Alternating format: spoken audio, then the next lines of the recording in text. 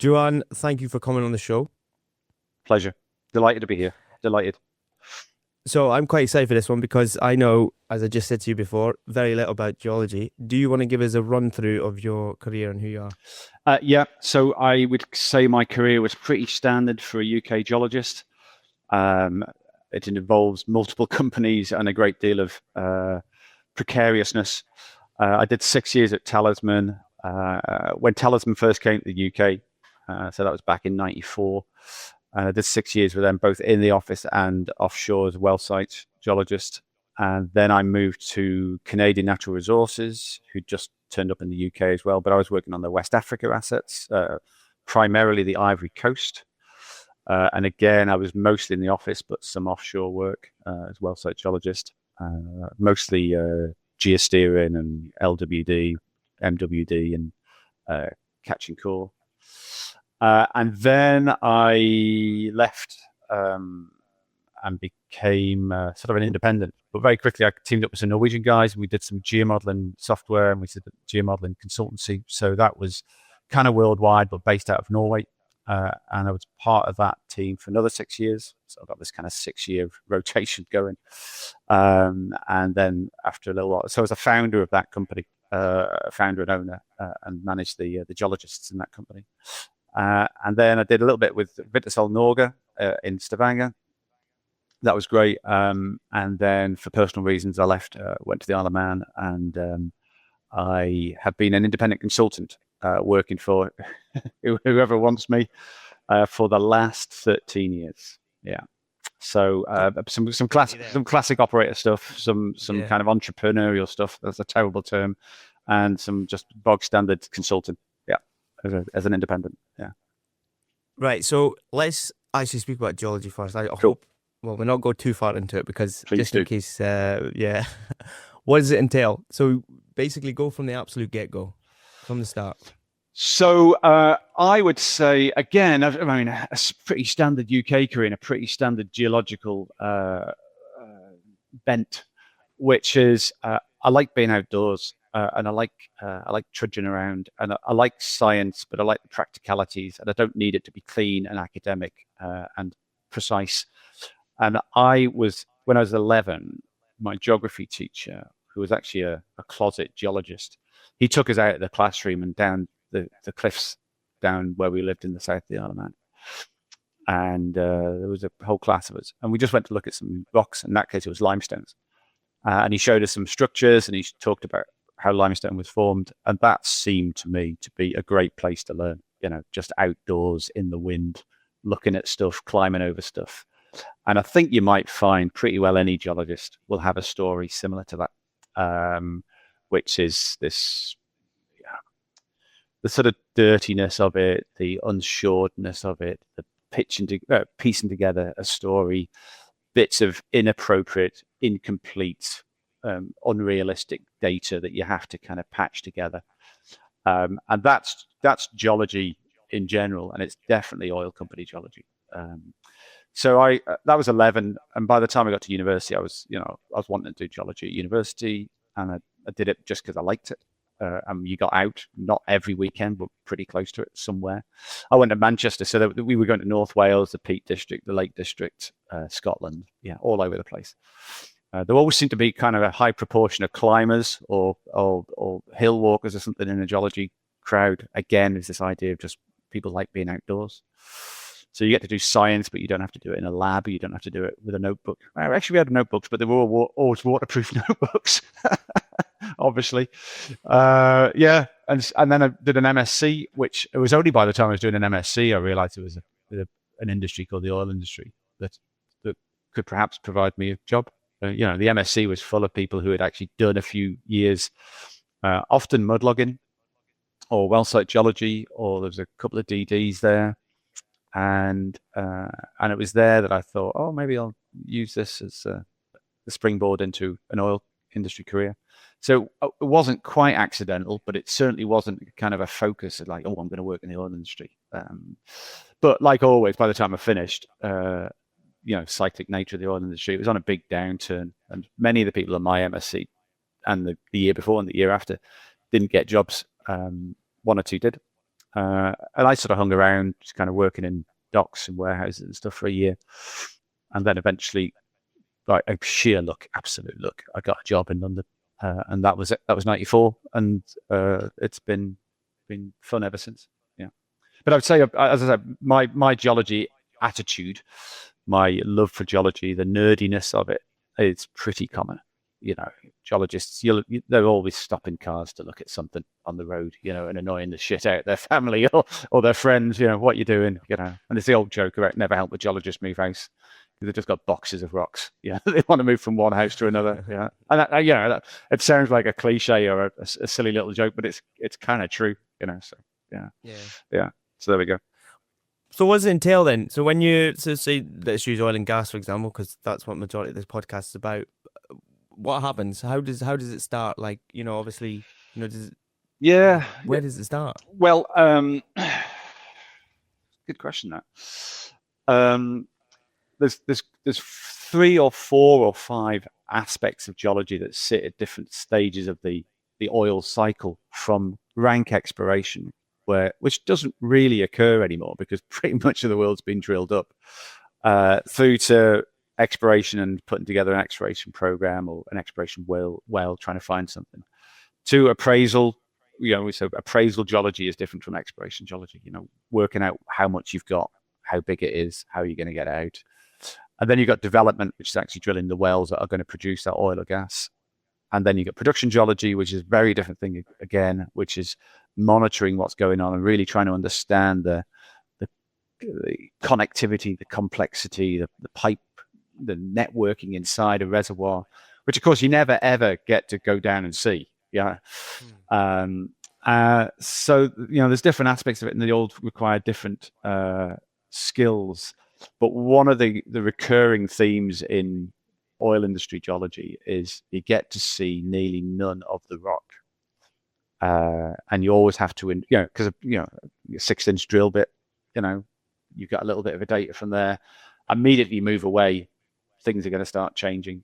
So the recurring theme or the recurring skill you need is the ability to see further than the data is telling you, is to build pictures in your mind, build multiple pictures, all of which are equally probable or equally improbable, and to kind of be continually accepting of the fact that you're going to be wrong. Yeah. However much or however good it is, you're going to be wrong at some level of precision, and to never be downhearted by that it's just a case of more information and changing your views and modifying and keeping moving and keeping diligent. So whether it's exploration, where you've got nearly no data, but you've got concepts in your head, or you've got experiences from another basin, so maybe you worked in Norway, but you're bringing that over to the UK, or maybe you worked on Dutch gas, but you bring that to UK gas, or even something like, which is the big thing at the moment, say Guyana, Suriname. They're working on deep water sediment, a particular rock type out in that bight of South America. But all that stuff's been done over in the Ivory Coast in Ghana. It's exactly the same type of rocks, exactly the same sort of thing. So you're trying to transfer information and learning from one continent over to another continent, just because geologically they are of the same time or the same substance or the same processes. So the recurring thing is just about you're never going to know the answer, and you need to just keep modifying your ideas and being aware that arrogance is a terrible thing in geology. I mean, it's the beginning of the end, really. If you think you know what's going on, you're goosed. You might as well just go home, because you're just going to start making mistakes because you can't be flexible, you can't modify. So yeah. What area of those 4 did you kind of spend most of your career in, or have you kind of split yourself? Well, because I started with Talisman and CNR, which were both sort of low-cost operator production development companies, a lot of it has been on not just production. My early years was not just on production, but mature production, fields that were running out. So for example, Talisman worked on a few fields, Beatrice, Buchan and Clyde, which were bought off BP. BP basically had enough of it. They'd taken the main winnings from those fields and sold them on to Talisman. I think Beatrice was sold for £1. So because they just didn't want it. and that's the one I started on. But there's all you have that That's a one. good start. Yeah. Pound saver oil fields. But there's always something to be done, and the idea of the world running out of oil. Well, it's an economic thing, isn't it? If there's people who've got ideas and they can make projects economic, then they'll still be producing oil. And those fields carried on for another 20 years after BP had decided they'd had enough. And it's that mature field production requires a different level of attention on a different aspect of the subsurface than, say, early production or development, which is pre-production, or appraisal, which, So I've done a little bit of everything, but mostly in that appraisal, development, production area, and nearly no exploration. Every now and again, somebody calls me up and says, "Oh, I don't suppose you can do a job for us. It's exploration." I'm going, "You don't want me, mate. Honestly, find someone else." So I'm more of the development and production side of things. Yeah, and have Why been. not exploration? It hasn't happened for me, and now I think that somebody who's 30 years into their career shouldn't be let loose on something as valuable as exploration. I don't know. It's there are plenty of people in the world, and there's plenty of people in Britain who love their exploration and wouldn't want to be sullying themselves with dirty things like drill pipe and oil. And oil is found in the minds of men, is the phrase. I mean, obviously we've modified that to people now. Yeah. But that, to me, that's such a wanky phrase to say. It's ridiculous, So, but it does require a certain ability to, again, want to see beyond the data. To pull upon things that you saw on your holiday to France, or when you took some seminar on something or other, or you worked in a different basin on the other side of the world. So exploration requires a real skill of seeing further than you would initially expect. Maybe I don't have that vision, but I haven't done it in 30 years, and I don't think people are going to be calling me up now. So yeah. No, fair enough. Yeah. Oil and gas. Why do you like it so much? You're quite open about it as well. Yeah, well, I do a fair bit of social media stuff myself, and I'm very clear, and always have been, that I have no shame in being in oil and gas. I'm very supportive of it, particularly of the people in it, whether they be the office crowd or whether they be the offshore, the rig crowd. I'm with sort of Václav Smil and Alex Ross on the idea that oil and gas, hydrocarbons, has been hugely beneficial for mankind. I don't ever get myself dragged into the conversation about, climate change. There's enough ignorant people talking about it for me to jump in. Yeah. So I am very supportive of the business. I can see what it's done for certain countries in a good sense. I can see what it's done for humanity over the last 100 years in terms of protecting ourselves from a precarious life. I'm also honestly critical about how the industry is not well run, well regulated by the industry itself. I mean, I was only up in Aberdeen a few weeks ago, and Aberdeen has had a very tough time. And it's not just because of government policy. It's about how the industry runs itself. The next quarter's dividend is the only thing that counts in your average sort of UK, Canadian, US type company. Things get a little bit more stable if you move into continental Europe or countries that have a little bit more control of their own resources. But I love the oil industry. It's given me a great career, great 30 years. I've been to places that I really shouldn't have gone to, and I've been to those places at times where I really shouldn't have been. I mean, when I was in the Ivory Coast during the Civil War, How was that? That nip and tuck, yeah. I mean, I wasn't shot at, but it was pretty bloody close at times, Yeah. Yeah. Was that offshore when you went there? At that particular time, I was working in the office there, but I did work offshore in the Ivory Coast as well. But I've met some remarkable people. I mean, genuinely geniuses, and I love the resilience of the oil industry peer group. I love the mix of people, the internationality of it. I have some good friends now. A couple of Nigerian friends, a couple of French friends. I got a friend from Senegal. You're often in a room in an office where there's a Venezuelan and an Algerian and whatever. I've learned a lot about the history of the world and how the world is being protected and damaged by oil.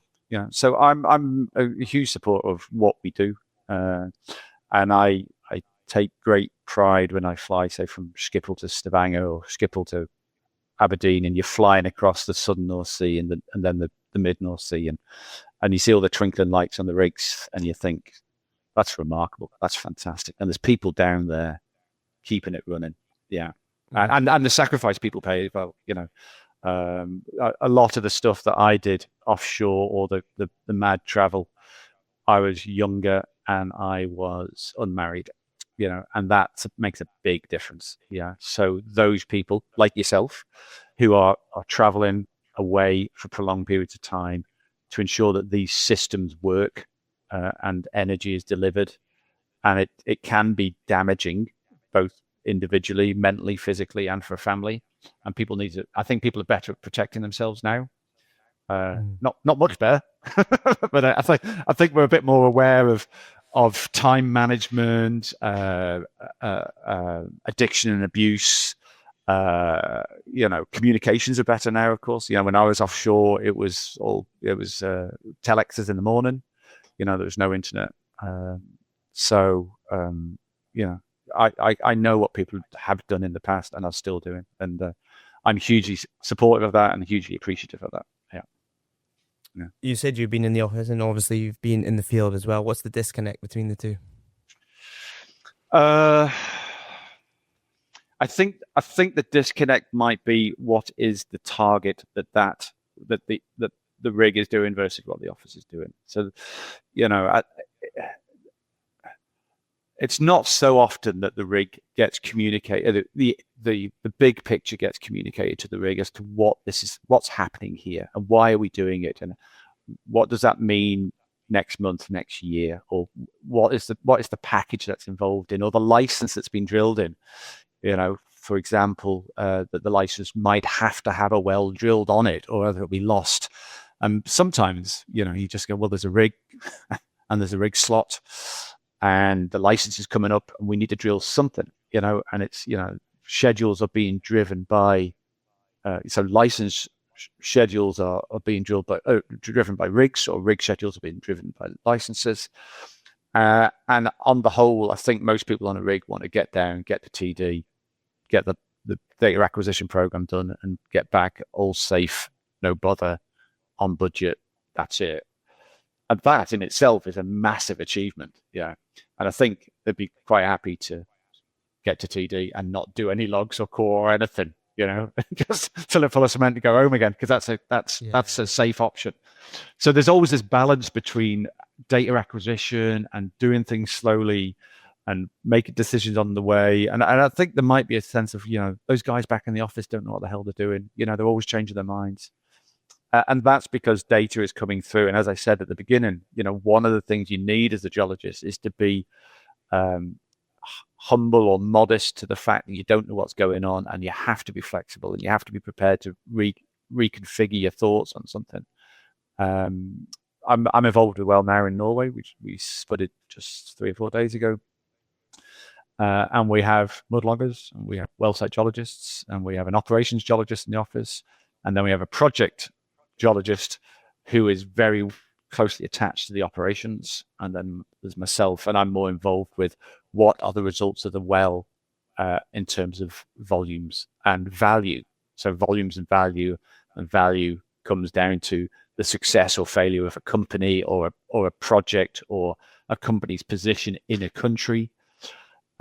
So there's each of those geologists. So what did I say? So let's say there's the 2 mudloggers all the time, 2 well site geologists, an ops geologist, another geologist, and me. So there's 7 geologists there Now I've said it out loud, it seems a bit over the top, but it's pretty standard stuff. But each one of those people has got a slightly different role to play. So we're all looking at rocks, but I'm at one end, talking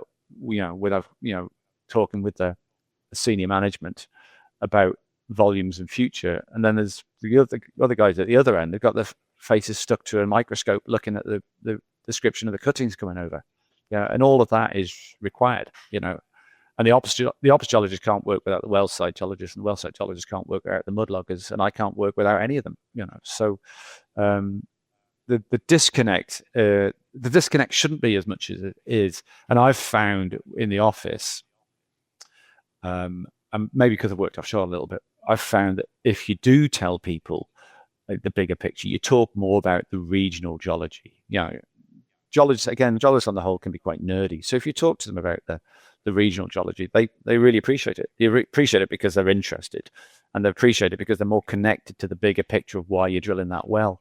I think people offshore don't realize also that there's lots of people onshore who have been offshore. It's a continuation.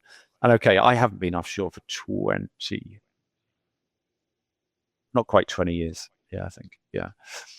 But the first 10 years were very foundational and fundamental to my position now, my way of thinking now as a geologist. Yeah. So I'm not up to speed on how things are done offshore, and certainly the life offshore. But I am very sympathetic to the people who are there now, providing a service for the team in the office. Yeah, and I'd like to think we in the office do communicate things back to the rig. I like to think that. Whether that's actually true, I don't know. Guys, I'm sorry to interrupt this show, and I really hope you're enjoying it. One thing I'm going to ask you, if you're listening to it and you're not liking, following or subscribing to it, could I ask a massive favour that you do? It really helps the show, it helps me bring in more people, and it helps me get more stories out there, which in favour brings more stories back in. Let's get back to it.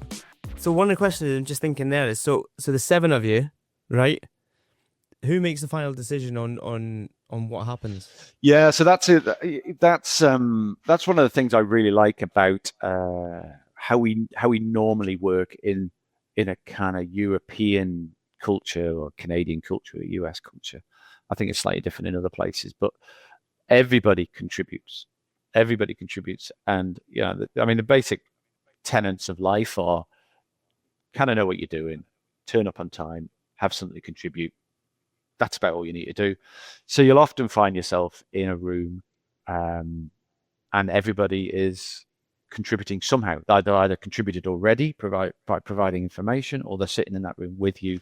And the idea of a final decision, obviously there's always a senior manager somewhere who has been through all this stuff already, and has time offshore, and as a geologist and a senior geologist and a team leader, and all these people are around, and they have got that progression. But on the whole, it's not sort of you make a button, somebody stands up and is dictatorial about it. Yeah. In the past, in 20, 30 years ago in the UK, it was a little bit, I'm the big man and I'm going to tell you how it is. But as soon as you move to Norway, that's you could go into a room of people, you'd never know who the boss was. People are thoughtful and contribute and are unafraid to contribute, which is a really important thing. Yeah. And that helps for better conversation. And sometimes the decision comes out of that conversation, and sometimes very quietly the boss will go, it's not clear, and they will make a choice, or can you do this and can you do that, and we'll see how we are tomorrow. So there isn't the idea of a final decision isn't quite as clear cut as that, and who makes the final decision certainly isn't clear cut. Yeah.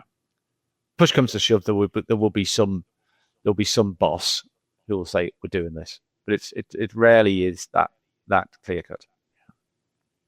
One of the things you mentioned to me actually is the traditional career path for geologists is starting to fall apart. Yeah. Why?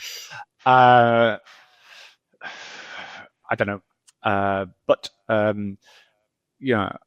in 30 years, starting from the very year I tried to get a job, the cyclic nature, and it's not just the oil price, although that's a strong driver. the cyclic nature means that people are just being kicked out of their safe job, and they have to start again. And recruitment from the universities is reduced.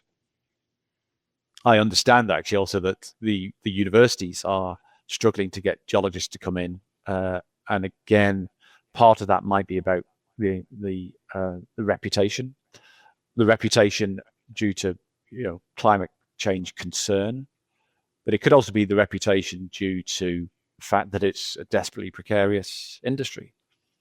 So getting people into geology degrees is falling.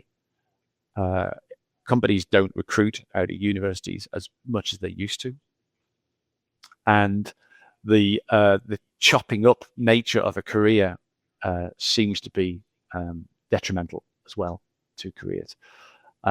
So in the past, you would come out of university, you'd join one of the mudlogging units, you'd do a few years of that, then you'd move into, say, LWD or DD or well site geology.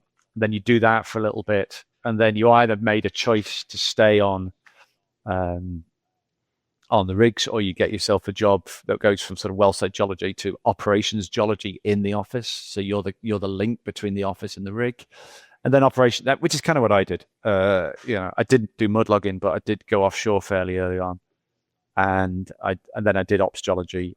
I did well site geology and then ops geology, and then became a geologist for a field, and then you move on to that way. So there's a sort of bifurcation of a career path there, but that's not as clear cut now. And you see people coming out. In fact, German mate of mine, he smart as they come, but he couldn't get a job for toffee when he came out of university, and he ended up working as road crew in German motorways, and then he ended up working in British motorways, and then he was working on tunneling in London, and then tunneling in Switzerland, and then by the time he's using seismic surveys and explosives and logistics, and then he managed to get from that into oilfield geophysics, and then into an oilfield operator. But that was a peculiar route, but it seemed bonkers at the time, and I think I met him 15 years ago. It seemed bonkers at the time, but now you talk to other people, people who come out of university the last 10 years, apart from the extremely lucky ones, everybody's got a sort of weird story to tell, because there's a gap between leaving university and getting a decent job in the oil industry. And as you'll know yourself, people working offshore are even more susceptible to the vagaries of the oil price. When we were talking prior to this, some of the job numbers back in 2015, 16, 17, some of the losses there, 5,000 here, 5,000 there, 10,000 from, some of the big companies, Halliburton and Schlumberger, enormous numbers, so big you didn't know that many people worked for them, 10,000 from Schlumberger gone, 25% here, amazing stuff. And that doesn't help. That doesn't help people develop a structured career. Do you hear of many young geologists at all? There are fewer and fewer, that's for sure. And the demographics are becoming skewed. So I'm 55, and I don't join teams that are stacked full of 20, 30, 40-year-olds. They are there, but I've never seen a demographic curve of geologists in, say, the UK, but it really feels that I can easily turn up to a team full of 50 and 60-year-olds, and that's great, because in one sense, because we've all got kind of a drive and an attitude in a certain direction, but things get good when they get mixed up, and when you get other people coming in, and you get better as a mature person, let's say, as an experienced person, if you've got somebody going, and why do you do that? And why do you do that? And why do you do that? And how about this? And how about that? And if you haven't got good answers to simple, fundamental questions, then you need to really reevaluate your game, I think. So it's not good for the youngsters, and it's not good for us either. If you're a 21-year-old recent graduate in geology now, would you come into this industry? I don't know. Again, that's almost an impossible question because I've had a great time. I mean, I had a great time, but it's been difficult. Yeah, and I've struggled uh, at times, but I've managed to come through. I've never ever been made redundant. Yeah, but it has been like, yeah, I know an old guy, and he joined BP when he's straight out of university, and he worked with them all the time until he was 65, and then left on a massive pension. And you think, yeah, well done you, but that doesn't happen anymore. So would I? I'd have to say yes, go on, go for it, but with the massive caveats that, you might not last till you're 30. Um, it might be more exciting, too exciting than you want, or too dull, or you're going to lose your job several times, or it's not going to be as financially rewarding because you're going to have a year off every 3 years because there's no jobs, or Yeah, yeah. I mean, as soon as that starts happening, your net income over a prolonged period of time just plummets. Yeah, but you know, West Africa. Yeah, I've learned. I used to be able to speak Twi and Wolof, which is Ivory Coast and Senegal, which is like for somebody as incapable of languages as me, is quite a thing. And that's only because of the oil industry. And I can't speak them now, actually, before you ask me to say anything. And these wonderful opportunities still do exist. It's just that we work in such a spectacularly dysfunctional industry. And again, it's not just because of the politics. Or not due to national geopolitics. It's often due to how companies want to run themselves. So I'd have to say, yeah, go for it. And one of the things I do with my social media stuff myself is there's a lot of, the front end of it is all just kind of titting about, really, as an overly enthusiastic geologist. But in the back end of it, I got a lot of students and young professionals getting in touch with me saying, what do you think about this and what do you think about that? And the answer is usually, you guys live in a different world to me. You have it more difficult, but you are more resilient than my generation. And all I can say is head down, batter on, keep going, don't give up, pretty crap advice, really. But, they live in a completely different world, and all power to them, I'd say. Yeah. How long did you work in Norway for?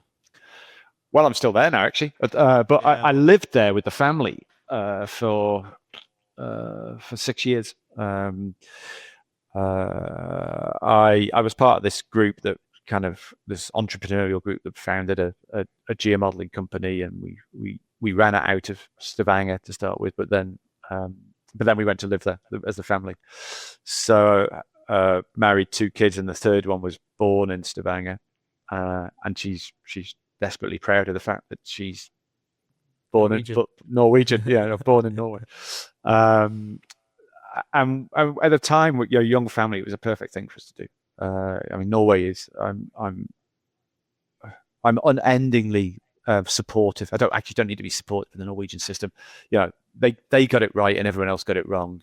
And you can tell just by living there that they've got it right. I like Norwegians because they have this quiet confidence about them in the oil industry because they know they've done it right. Not as an individual. Although there were some key people involved, but not as a nation, they did the right thing. Yeah. So we love Norway. We still have a few words in the family that we always refer to as, which are Norwegian words, usually kiddie words. Rainbukser and matpacker spring to mind. Rainbukser is waterproof trousers, and matpacker is packed lunch. So we still use Norwegian words. The kids have good memories of that. We always say, my kids are 20, 18, and 16 now. And they'll say we can't speak Norwegian, and you try a few things, and the Norwegian will come flying out. Come back to them. Yeah. But that's the wonder of kids, really. But yeah, we had a great time there. Made some good friends, and I'm lucky enough to still be popping backwards and forwards. I was working on a project out at Trondheim for a couple of years, and I'm now working on a project out at Stavanger. So love going there. Yeah. What about the way they do oil and gas in comparison to us? Well, like I said, they got it right and everyone else got it wrong. And there's, maybe I can't speak for hours on this, but I'll say something on it. The current political situation is everybody's up in arms now about how government policy, and it focused on the Labour Party now, but the Conservatives in the previous administration were not much better. That's destroying the North Sea. But to be frank, we've been destroying it, or we've not been doing it. We've not been doing it the Norwegian system for 40 years or more. So when we say look at the Norwegians, aren't they great? We should do it that way. It's way too fucking late for that now. It's way too late. We had a national oil company back in the, was it set up in 67 maybe? Yeah. Harold Wilson and Tony Benn set up the BNOC. Was it BNOC? Yeah. And Winston Churchill privatized I think Winston Churchill in 1914, they took 51% of BP, or the Anglo-Iranian, whatever it was then, and came in handy for the war, didn't it? That's right. And Brit Oil came out of that. We had British Gas, and all these were nationalised all these were privatised by Thatcher. And at the same time that she was selling off everything, and basing the idea that the free market would be fine and things balanced nicely, and private enterprise knows how to do things better, and we'll take the royalties. Thanks very much. On the other side, when was Statoil set up? 70, 78 maybe, something like that. Yeah, 72. I don't know. Yeah, I mean, same time that we were beginning to shut things down, Statoil was developing into this absolutely wonderful center of control and resource stewardship. And really quite innovative stuff as well. Statoil over the years have done some bonkers stuff, but that's because they were pushing the limits. They were trying stuff, and they merged with Norsk Hydro, which was a state company, and the government still owns 67% of Statoil, and they have a percentage of almost every license in Norway. And then there's Petoro, which is the 100% owned Norwegian state company, and they've kept real close control of what's going on. A friend of mine in Stavanger, his name's Bjorn. He's an archivist at the Oil Museum. He's got access to all the material you could ever want. He does some wonderful stories, writes some wonderful pieces about the history of oil, and he's a geologist, so he's good technically, but he also does a lot of really good political history. And basically, the government said back in the late 60s, a socialist Labour government said, this is a national resource, we're going to keep control of it. And for many years, even when I was in the industry, Norway was mildly not mocked for, well, it's never going to work, is it? You can't do that. And they stuck to their guns. And as far as I understand, every administration that came in after that said, we're not going to mess with that system. It was beyond the politics. Yeah. And now they've got, the numbers are astronomical. What are they? $2 trillion dollars is which is sort of unbelievable. And the UK is 2 trillion in debt or something.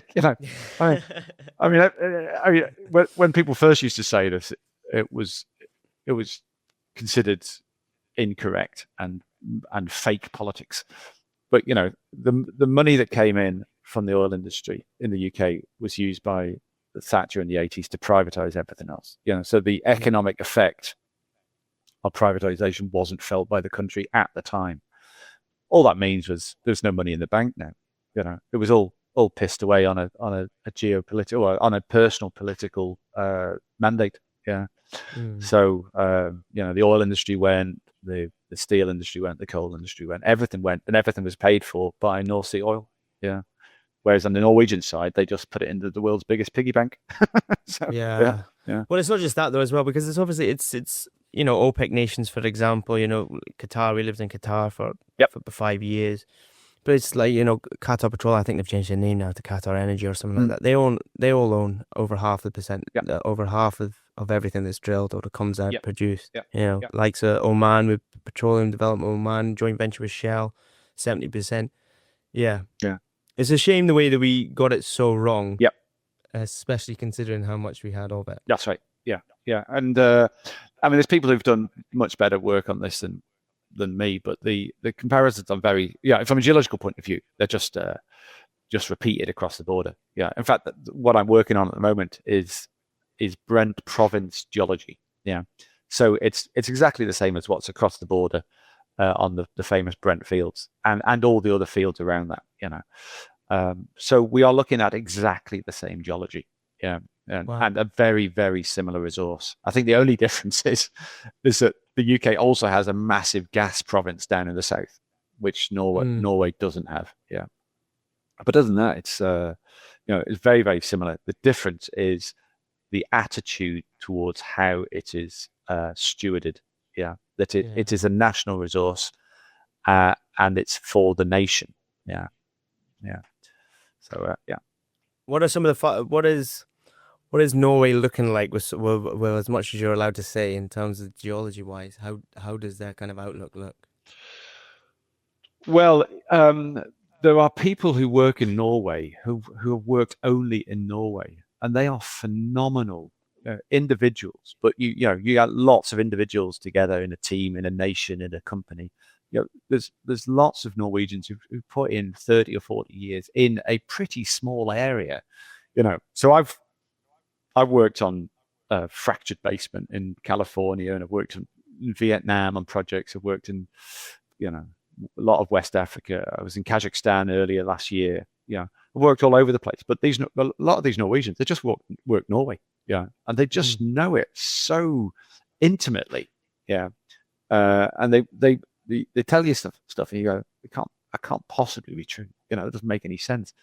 But that's because they just have a bank of knowledge, but either in their head, them as individuals, or as a Norwegian team, or as a Norwegian company, or as Norway itself. They have this bank of knowledge, which is just phenomenal. And also because life is less precarious, it's more certain. The people aren't being kicked out all the time and being fired or Mm. trying to find another job anywhere. Oh shit, there's one in Perth, Australia. I'll go down there. They sit in Norway in Norwegian companies and are diligent and work through that. Whereas you never really got that so much in the UK because people were being kicked out of something every 5 years. I mean, just was it last week? Centrica were talking about another what? How many were they talking about? Was it 1,000 There's jobs yeah, in Aberdeen? yeah, just Yeah, yeah, yeah. it's not looking good So again it now, is it? doesn't matter how long you or how hard you try. If you get kicked out after 3, 4, 5 years, and you have to start again, wherever that job is, you don't build up There's no this in, this body of knowledge that the Norwegians have is no. amazing. They know their country. They know their geology. Yeah. One of the stronger comments you've mentioned is that the industry has been eating itself. Yeah. What do you mean by that? Well, a couple of things.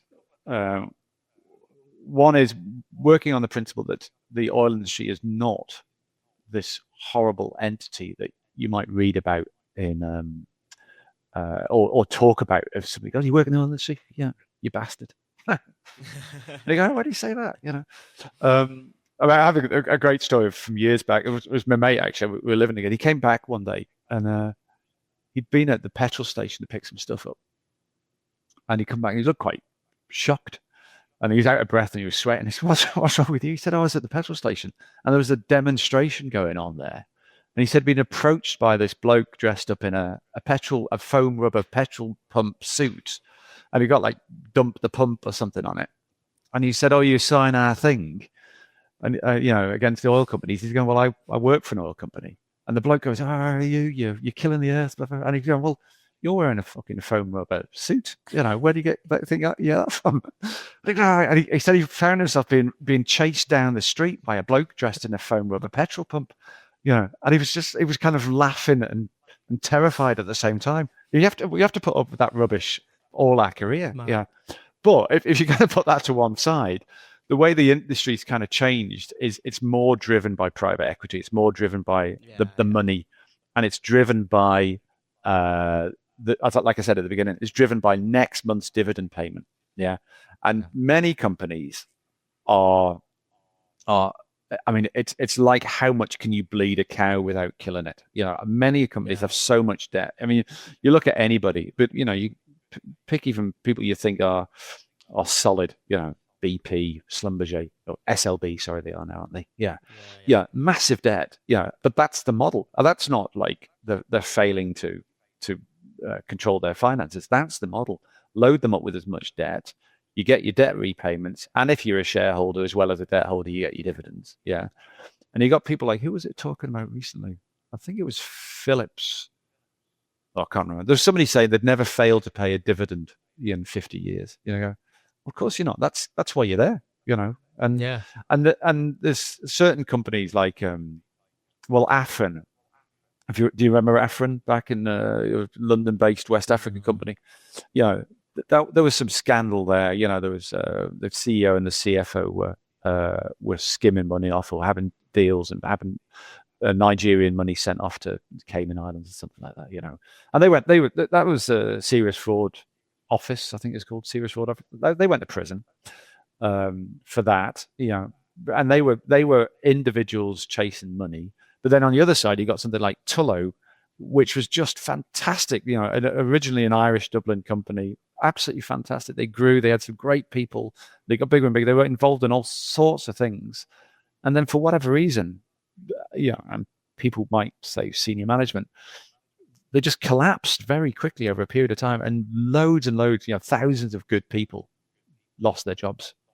And in this, and that is just about how the model works. It's private equity. We run our money. We want you to be in debt. And so it's precarious for the oil companies. And I've had enough contact with CFOs and CEOs to know that they are absolutely on their toes all the time, trying to get this balance right between servicing a debt, which is the vehicle that the investors want you to work on, and the producing of the oil to a certain extent is nothing more than the vehicle that the cash generation or the wealth generation is the debt and the dividends. It's not really selling the oil. That's just the theater in front of the real business, which is debt. So that's something that's changed, and that's another reason why I'd be very supportive of oil companies. They go, oh, they've got so much money. You go, you wouldn't believe how little oil companies have. If their debt is staggering, and if the oil price goes down, and they lose their revenue generating methodology selling oil, they're goosed. Absolutely goosed. And that's why the redundancies are so massive, though. That's right, because there's nearly nothing you can do to cut costs other than just cull the people, see what you can do. But then you get companies like, it's continental European companies, Eni, Statoil. These are good companies, solid companies. They're less. Total was the best example. I remember it was in 2016. Their chairman, or maybe it's the CEO, was being asked, "Are you going to be saving costs by cutting people? Everyone else is cutting people," and he was going, "No. Why would I do that? We'll need them in 2 years' time. We'll muddle through. It'll be fine. And in 2 years' time, we'll need all these professionals, these experienced, total, dedicated, loyal people." And I remember that because he was the only person in the whole world saying it. He's like, wow, that's and he was like, it's 24 months, and then we'll be back to where we are. But we'll need these people. That was a religious moment in terms of the oil industry, in terms of clarity of thought. That was great. So let's talk a little bit about your social media presence. Geologist let's do that. Ruins everything. Why you ruining everything? Well, the phrase comes from the same bloke who got chased down the road in the petrol pump, actually. My mate, he said, we're on top of a mountain. We climbed up, I think it was in Cumbria, West Lake District. And we got up there, and it was just a beautiful day, and I was looking down and said, "Oh, that's the granite or such." I can't remember what it was now. That's that, and you can see that. That's a glacial. And he just looked at me and he said, "You fucking geologist, you ruin everything, don't you?" And he sort of had a point, but that's part of the nerdiness of geologists. That's how we see the world. So this social media thing I have was partly a celebration of geologists and oil industry, particularly because I do flip into things like safety and the oil industry and oil industry careers, and I do what I can, which is limited for students and young professionals. But the other side of it is just having a bit of a laugh about seeing stuff in the street, or standing outside a shop waiting for your missus to come out, and they've got some nice facing stone that rather impressive granite or something. So the other side of it was I was on LinkedIn. I thought this is just desperately dull, just recruiters and kind of overhyped, pumped up Yanks doing their bloody marketing. I said, this is ridiculous. And I thought there must be some way of turning this around. And one was whether you could turn it around completely, or whether you could just turn around the little pool that you're in, and And the answer is you can. You can. Yeah. You can. There's plenty of people now doing kind of funny stuff, informative stuff. There's a bloke at the moment. He's Italian, I think. He's doing a little series on geologists of history. He writes a nice little piece, every other day. There's other people who've done stuff on their career. Sort of retrospective diaries of their career. There's all sorts of people doing great stuff. A good friend of mine, Brian, he's a great geologist, but he's also got this skill in drawing, and he draws the most beautiful line diagrams of geological things. So he's put stuff on.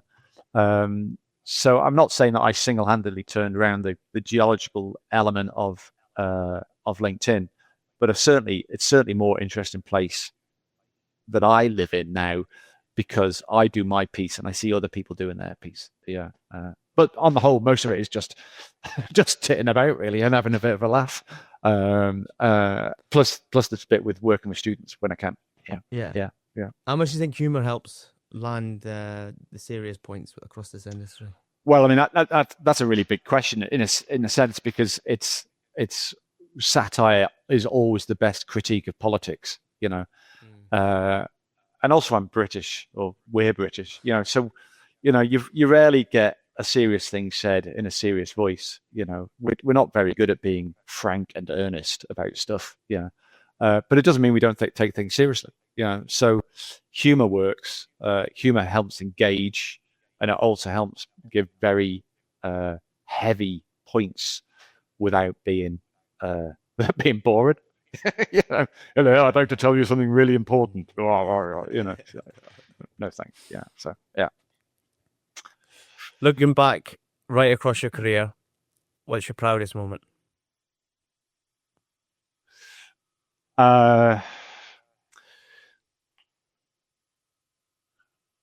Well, it's very difficult to answer, because there's been some pretty cool stuff. I like being part of a team, and I like when teams do certain things. And so I haven't got a moment, but I have been part of teams where we've done really, really cool stuff, like reinvigorating the oil industry in the Ivory Coast. Before we started there wasn't really one. There had been back in the 80s, and it's busy now. But we were setting things up from scratch. We were talking with the government from scratch. We were talking with the Ivory Coast geologists from scratch. And I genuinely believe that what we did there has really helped the country. Although I appreciate there's been 2 civil wars, and that wasn't to do with me, by the way. Well, not mentioned that. But it's these countries can be easily improved, and there's people down there, educated, loyal, deeply proud of their country, people working hard to get things done, and to make their country better, as there are in every country. So that little piece of being part of the Ivory Coast rejuvenation was great. But in terms of a single thing, and this might come across as a peculiar thing to say about a career, one thing that I'm proud is the wrong word, but we were in Norway and my mum got ill with pancreatic cancer. And as a family, we just said, we're just going to jack it all in. We're just going to jack it all in and move back and live next door to me, mum. For her final year. And that might seem to be a peculiar thing to say in a career, but as a career highlight, to basically stop your career. But the lesson from that was you can make deeply personal choices, and it doesn't have to, and that appear to be contrary to a good career move. As in, move to a fishing village in the Isle of Man. The only hydrocarbon they've got is marine diesel, to move there, and it doesn't have to be the end of things, and you can do the right thing, and it doesn't have to be detrimental to a career. I think we know now that you could live your whole life in Aberdeen, and it doesn't mean you're going to have a stable career. So that's something I learned, that you can do the big, peculiar, family orientated, make a decision with the gut or the heart rather than with the brain, and it's still going to be okay. So One last question: where's the best find you've ever come? What country was the best find you ever came across? you mean like an oil field? Yeah. Well, I mean, the Ivory Coast was a good one. I have to say I'm not an explorationist. No. So, but I was involved with this one. There's a field called Baobab in the Ivory Coast. It's been on production for 20 years now. But on the seismic, it was just like this big hill with a big plume of gas coming out the top of it, and nobody ever drilled it. And there was a guy, the exploration manager, and everybody claims to find stuff, but he was the one who made it happen. A guy called Justin Morrison. He made it happen. He made sure that Canadian Natural Resources drilled that well. And it in hindsight, it should have been dead easy. There should have been a queue of people trying to drill that, but it wasn't. It was deep water. It was complicated, and he made it happen. And as I say, I was peripheral to that, but Justin was my boss, so I was able to. I spent a lot of time with him. So he made that happen, and that came in at something slightly over 1 billion barrels. I don't know what the ultimate recovery of that is, but I think the first well was something like 750 million in place, and then the second well made it 1.2, 1.3 billion. Yeah, but I do remember that when the press release came out, we went down into London. There was like a geological, it was the PSGB at the time, the Petroleum Exploration Society, Great Britain. And the press release had come out, and a bunch of us from the team went down, and we went to the lecture and went to the pub afterwards. And every man and his dog but said, "Oh yeah, I found that. Yeah, we saw that in 82. We saw that in 88. We saw that in 99." Everybody had a story to tell about how they'd found it. And it was like that old classic thing that, a success has multiple parents, but a failure is a bastard. And this was this thing. Everybody wanted a piece of it. Yeah. So, but the answer was pretty well one guy had pushed it through. Yeah. So, yeah. So 1 billion barrel field. Thanks so much. Yeah. Thanks so much for bringing that on. Actually, I really enjoyed that. I don't know anything about geology. Cool, pleasure. So thanks very much. I'm absolutely delighted that you've come on, and I can't thank you enough. Well, I'd like to say thanks for having me, and I think what you're doing with this podcast is brilliant, absolutely brilliant. I try to listen to nearly everything, and I've listened to your Macondo ones twice, and it's absolutely spot on for what the industry needs. So thanks very much. No, thank you, John. Yeah, cool. Cheers. Cheers.